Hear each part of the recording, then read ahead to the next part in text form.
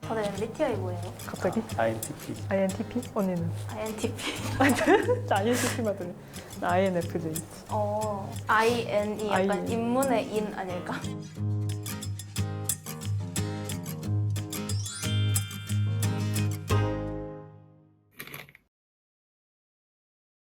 저는 독서하는데 장소가 중요하다고 생각을 해요. 사람마다 잘 읽히는 장소가 다른데 저 같은 경우에는 카페나 도서관 같이 다른 사람 시선이 있는 경우에 더 잘 읽히더라고요. 저는 가장 몰입이 잘 되는 환경을 만드는 게 가장 좋은 방법인 것 같아요. 제 경우에는 이제 누워가지고 책을 자주 보는데 그러다 보니까 약간 베개도 푹신푹신한 거 쓰고 이불도 좀 덮고 옆에 따뜻한 코코아 한 잔 두고 이렇게 몸을 최대한 편하게 한 상태에서 책을 읽어야 책 내용 자체에도 몰입이 좀 더 잘 되는 그런 느낌을 받더라고요.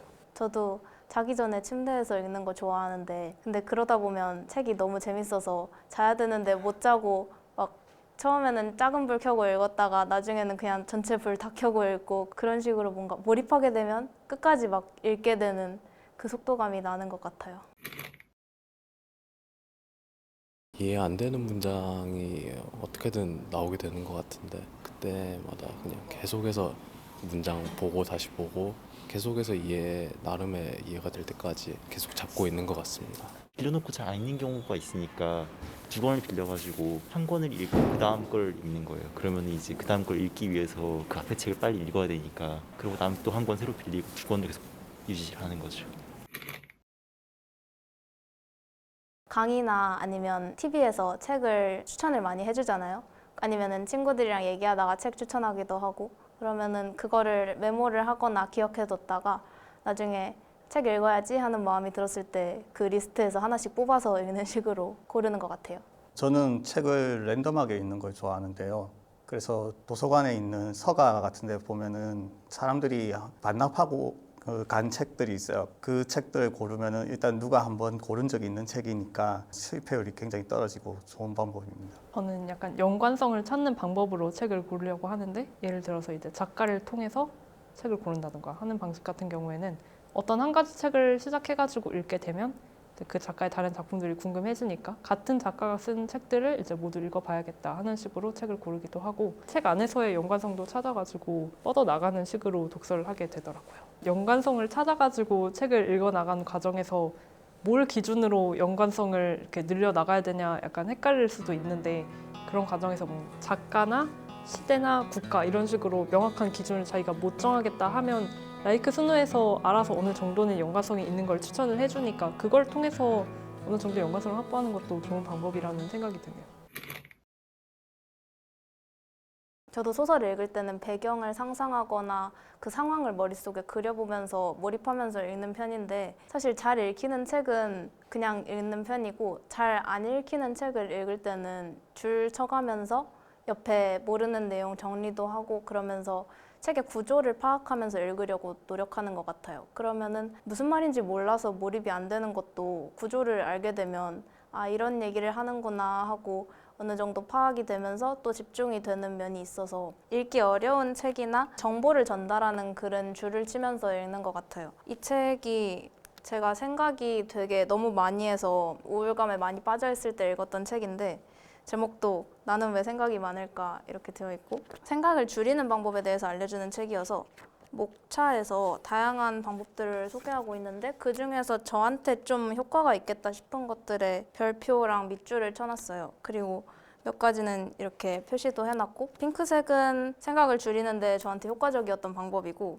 노란색은 그냥 보면서 재미있었던 부분. 이렇게 책에 인덱스를 붙여가면서 읽는 편인데 인덱스도 종류가 다 있어요. 그래서 초록색은 논리, 노란색은 약간 좀 병든 생각, 빨간 건 중요한 거, 그다음에 제가 좋아하는 문구 핑크색 이런 식으로 텍스트를 인덱스를 하면서 읽습니다. 책에 뭔가 표시를 하는 걸 안 좋아하기도 해가지고 줄도 안 긋고 인덱스도 책을 한 번에 읽는데 좀 도움이 안 되는 편이다 보니까 책에는 웬만해선 거의 표시를 안 하는 것 같고 대신에 책을 한번 읽고 난 다음에 그 바로 직후에 떠오른 감상 같은 게 날아가기 전에 그게 노트가 돼도 좋고 저처럼 이렇게 아이패드에다가 정리를 해도 좋고 그런 식으로 해서 제 순간적인 감상들을 적은 독서 노트를 만들어가지고 활용을 하는 것 같아요. 일단 저는 나츠메 소세키 마음을 이번에 발제했는데요.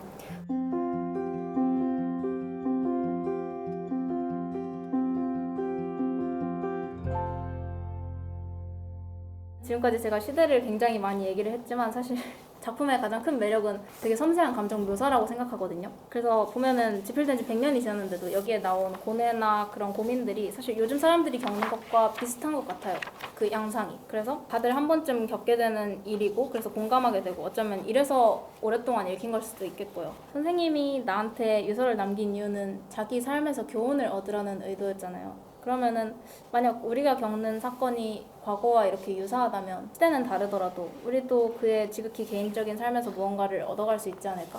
그렇다면 뭐 꼭 교훈을 얻기 위해 책을 읽는 건 아니지만 그렇다면 어떤 걸 얻어갈 수 있을까 하는 이야기를 하고 싶었습니다. 저는 이제 되게 사실 일본 소설을 되게 많이 읽어본 편이 아니라 가지고 일본 소설 이런 거에 좀 익숙하지는 않은데 읽으면서 되게 느꼈던 건 굉장히 나쁜 의미에서가 아니라 정말 이제 이기적이다라고 이렇게 생각이 드는데, 왜냐하면 이기적이라는 게 자기밖에 모른다, 그래서 남을 막 함부로 한다 이런 것은 아니고 남을 굉장히 챙기는 면은 있는데 끝까지 굉장히 자기 본위적이고 자살할 때까지도 자기 본위적이라는 생각이 들었거든요. 왜냐하면 이제 이 선생님이라는 사람이 남들을 대하는 걸 보면 이를테면 선생님이 K한테 대하는 것이라든가 선생님이 아내한테 대하는 것에 대해서도 대체로 상대라면 어떻게 느꼈을까에 대해서 공감을 해보려는 시도보다는 그냥 자기 편의에 따라서 상대에 대해서 잘해주는 이런 좀 자기중심적인 그런 사고 방식으로 맞이하게 된 그런 파멸? 나쁜 것은 아니지만 그렇다고 해서 긍정하기도 그런 느낌의 이기적인 사람의 파멸이라고 저는 생각이 들었습니다. 아까 시대랑 서술의 섬세함에 대해서 같이 이야기해 주셨는데 이 책은 전혀 희망적인 이야기가 아니고 읽고 나면 뭔가 어떤 교훈을 이끌어내거나 하기가 되게 어려운 책처럼 언뜻 보인단 말이죠. 근데 그런데도 이 책을 읽고 어떤 강한 마음 같은 게 느껴진 것은 이 책에서 서술하고 있는 마음의 구체성과 섬세함 때문인 것 같고, 그리고 그 마음이 단순히 완전히 자기 본위적이라기보다는 약간 이 점에서 저는 약간 의견을 달리하는 면도 있는데, 시대에 대한 반응성이 없지 않잖아요. 시대에 대한 반응성을 결여하지 않은 상태로 마음을 아주 섬세하게 그려냈다는 점에서 수작이라고 생각하고, 개인적으로 오히려 뭔가 자기가 털어놓는 거에 집중하는 거잖아요. 그런 의미에서 그게 편지인 것도 되게 재밌다고 생각해요. 사실 편지는 다 읽고 나서야 말을 할 수 있는, 약간 말을 끊을 수가 없잖아요. 심지어 또 상대가 죽어버렸으니까 답장을 할 수도 없고 뭐라고 다시 대답할 수 없는 상대한테 그렇게 털어놓는 게 좀 이기적이다, 자기 중심적이다 보다도 되게 회피적이다, 용기가 없다, 이런 생각을 조금 했습니다. 여기 나오는 선생님, K 등등 수많은 인물들이 전부 어느 정도는 부정적으로 묘사된다는 게 작품을 읽으면서 힘들었다고 해야 되나? 약간 되게 인상이 깊었던 것 같아요. 저는 처음에 주인공이 선생님이란 인물을 발견하는 과정까지만 봤을 때는 선생님이 조력자? 좀 본받을 만한 인물? 그런 식으로 등장하는 데미안이랑 비슷한 구조의 소설일 줄 알았는데 알고 보니까 인간실격이랑 좀 더 가까운 작품이었다라는 생각이 듭니다. 자기가 강인해지려는 친구가 어떤 한 여자를 좋아하려는 되게 순진하고 여린 마음을 자기 자신이 발견했을 때, 그럴 때 얼마나 당혹스러웠을까. 자기 자신에게 이러한 면이 있다는 것을 알아채었을 때 얼마나 당황했을까, 그런 생각이 들었어요. 그러니까 사람이 자기 마음을 아는 게 참 어려운 것 같아요. 그러니까 시대적인 사상이나 다른 사람의 생각을 자기 안으로 빨아들이기는 쉬워도 정작 자기 자신의 마음을 알아차리고 어떻게 대해야 할지를 배우는 것은 이런 지식인이라 하더라도 어쩌면 오히려 지식인이기 때문에 다른 사상을 빨아들이느라 자기의 개인적인 마음을, 좀 연약한 마음을 너무 받아들이지 못하지 않았나 싶어요. 근데 이 소설이 마음에 들었다고 한 이유가 이런 사람의 심리적인 이중성을 잘 드러낸 것 같아서 저도 재밌게 읽었습니다. 제가 평소에 읽는 게 사실 비문학은 되게 좋아하는데 특히 역사나 이쪽은 되게 좋아하는데 철학이나 문학을 별로 안 읽고 또 읽는 문학도 상당히 편중이 돼 있어가지고 그래서 조금 이제 다양하게 읽고 싶다 하는 생각을 해서 들어오게 됐는데 생각했던 거 이상으로 되게 처음 보는 책들도 많았고 또 이제 처음 보진 않더라도 굳이 읽어볼 생각은 안 했던 책들을 이제 읽어볼 수 있게 되어서 좋았고 그럼으로써 이제 또 새로운 발견을 할 수 있어서 되게 좋았던 것 같습니다. 돌이켜보면 되게 이상한 사람들 많이 만난 것 같고 누구죠? 네, 구체적으로 되게 수 없나요? 많이 만난 것 같고, 사실 누가 고준연구회라는 이름을 듣고 선뜻 들어오겠어요. 그래서 그런 이상한 사람들 많이 만날 수 있어서 되게 좋았고, 자기가 좋아하는 책을 자기만 좋아하는 게 아니라 남들이랑 공유할 수 있는 기회는 생각보다 많지 않아서요. 그래서 좋은 공간이 될 수 있다고 생각합니다. 토론할 때 막 철학자 이름을 막 랩하듯이 외우고 막 사상가 이름 막 뭐 학설의 이름 막 그러면 저도 그거 네. 한번 해봐요. 독서 비결이요. 주말에 커피 한 잔 마시면서 편안한 마음으로 책 읽을 때가 그러니까 뭔가 분석하겠다는 마음가짐보다는 그냥 편하게 커피 마시면서 맛있는 거 먹으면서 책 읽는 게 제일 좋은 것 같아요.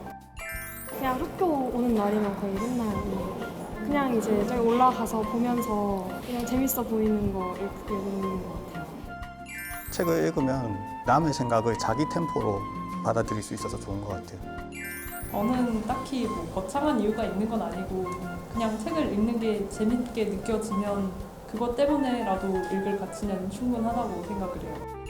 아무래도 책은 영화나 다른 거랑 다르게 자기가 상상하면서 읽어야 되잖아요. 그리고 또 자기가 더 빨리 읽을 수도 있고 천천히 더 돌아가서 읽어볼 수도 있고 그런 식으로 조절할 수 있으니까 뭔가 나만의 세상을 또 새롭게 만들 수 있어서 좋은 것 같아요.